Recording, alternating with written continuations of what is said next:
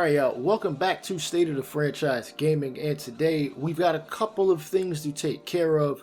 We have reached the end of April in season. We will jump into that game in just a moment, but before we get into that, I got a couple of things I need to tell you. One, you guys are going to have to name the April Player of the Month for both position players and for pitchers. I will give you a couple of options based on the stats that you will see coming up. And when you do so, you will automatically be entered to win a $25 gift card of your choice, either PSN or Xbox. And with that being said, let's get into this game. Alright, and we begin this game against the Colorado Rockies. We are player locking as Carson Kelly, pitch to Blackman, the throw from Kelly, bang, bang. Hilliard is out on the attempted stolen base. That man's fast as hell, but Kelly, whoo! I mean, I wish we could have seen the pop time on that one. Anyway, here he is in his first at bat. And the place catcher is probably going to be our catcher for the foreseeable future, unless we find some kind of trade candidate. 207 on the season, 2 home runs. There is a runner at first, 0-2 count, and he smashes this one past the outstretched arm of Trevor Story into the left center field gap. That runner at first is definitely scoring. That is a double and a 1-run lead for the Arizona Diamondbacks.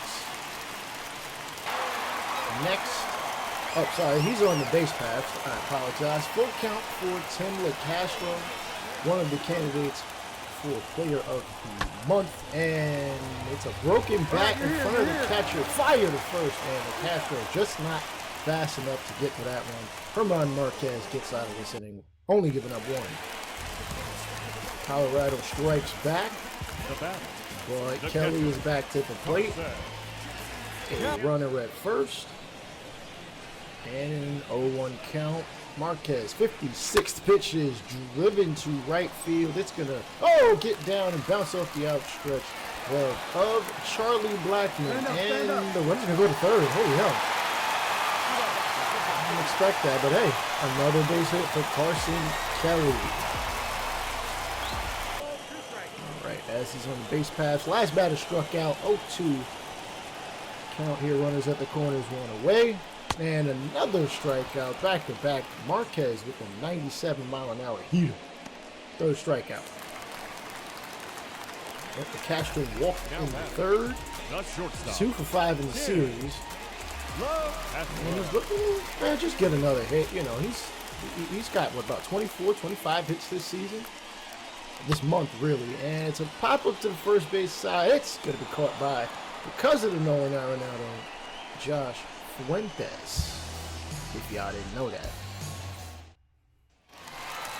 Yeah, Carson Kelly, dose for dose, 233 average, and he's looking to get a third hit in the ball game. Full count though.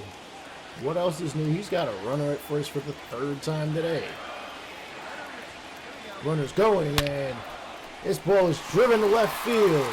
Towards the gap. Running back is Hilliard and Tapia. They cannot beat that wall. 3rd straight hit for Carson Kelly. 4th home run of the season.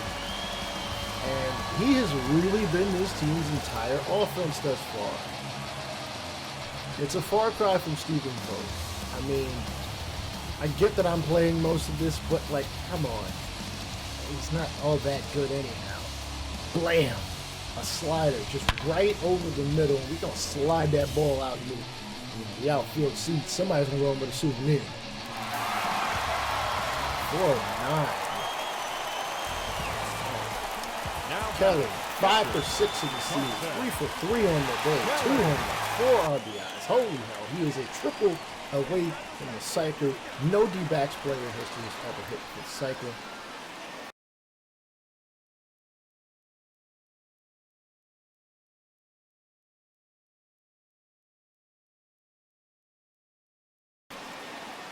He laces this one past the outstretched third baseman. It's going to roll to the left field near the bullpen. Runner will score. That is his 5th RBI of the day. Damn, bro. I have to move you up in the lineup. There's got no switch pitchers because, well, hell, none of them been pitching that well. And here comes Robert Stephenson. 0-1 in save opportunities. This is not a save situation. Both righties and lefties are hitting under 200 against him, so he's at least being somewhat successful. Of course, these might be numbers based off last year. Colt Calhoun coming to bat ninth for the pitcher, here in the bottom of the eighth. And he gets plunked in the lower back with a hit pitch. Runners will be at first and second. Castro got a single in the seventh, 282 average, 668 on base percentage. That's pretty damn good. He's our leadoff hitter, 36,257. Plus, whomever watches this on YouTube, I appreciate your attendance. And LeCastro hits this one to center field. Is it gonna have enough? I mean, come on, let's be real. Kelly's going to tag up the throw from Story. Oh, just offline. Kelly will be safe at third. Here's Eduardo Escobar, 2 for 7 with a double and an RBI in this series. First pitch he sees from Stephenson is hit to center, and this is going to be an out. Zona leads 6-2 off of pretty much exclusively the bat of Carson Kelly. We do win the game by that same score, 6-2. Again, I will show you guys who the candidates are for the Player of the Month coming up right after this. All right, we begin with Tim LeCastro, shortstop, infielder. He plays some outfield too. He had 7 multi-hit games in the month of April and is tied for first in stolen bases in the National League. Next up, we've got Christian Walker, who leads the team in RBIs with 14, is tied for first with home runs with 4, including guys like Carson Kelly and David Peralta, has a 12% walk percentage and is batting .345 with runners in scoring position. Next up, the aforementioned David Peralta. His slash line consists of .302 in a batting average, .337 on base percentage, .479 slugging, and is 5th in the National League in doubles with 9. For pitchers, remember we're voting for both position players and pitchers, so I expect to see 2 names down there in the comment section. We've got Ryan Buchter, relief pitcher, 2-1, which actually leads the team in wins. Tied with like 1 or 2 other people, a 1.46 ERA in 13 appearances. Stephon Crichton, he is tied for second in the National League in saves with 9. And lastly, Zach Gallen, 5th in the National League in strikeouts and has a 2.43 FIP. And don't forget, if you want to win that $25 gift card, just comment down below for the position player and pitchers for the month of April. They will be announced as well as the winner on the first game of the Mets series in the month of May. I'll show y'all the calendar right after we go over the month of April. Now, the month of April, we went 6-3 at home, and unfortunately, we went 5-12 on the road. I mean, granted, we played 17 games. So, compared to 9 at home, and the month of May is kind of going to flip that a bit. We were 2-7 in day games, 9-8 in night games, 6-5 in the division, though we have yet to play the San Francisco Giants or the LA Dodgers, the defending world champions.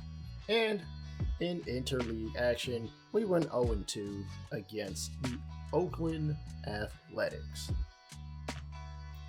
Alright, here's the month of May schedule, as you can see, including down at the bottom, because, it kind of cut off in this 5 or 6 week window.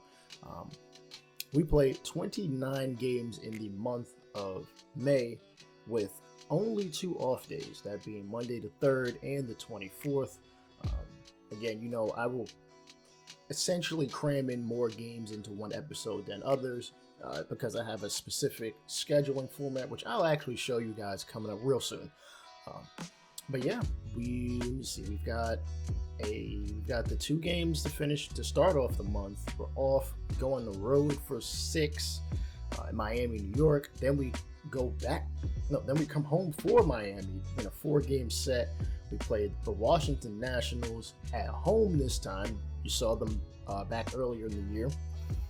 We finally faced the LA Dodgers in a 4-game set, the first one being on MLB Network.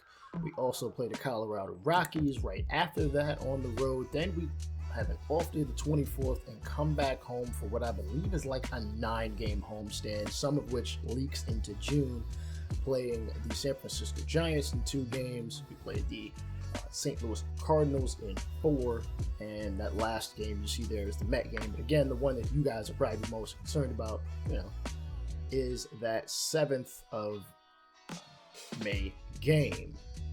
And lastly, just to give you guys an idea where we stand in said standings, though I mentioned it throughout the games. The Dodgers are in first place, 18-9, followed by the Giants in second place, up a half a game on the paper champions, the San Diego Padres. Then there is us at 11-15, and bringing up the rear, the Rockies at 4-22. 3 of these teams in this division, us, the Giants, and the Dodgers, have won 7 of the last 10. We are currently on a 4-game winning streak. Hopefully we can keep that going, and hopefully you guys stay tuned to the channel. This is Rainbow of State of the Franchise Gaming. Thank you for watching. Comment below, all that good stuff, YouTube-y stuff. Peace out.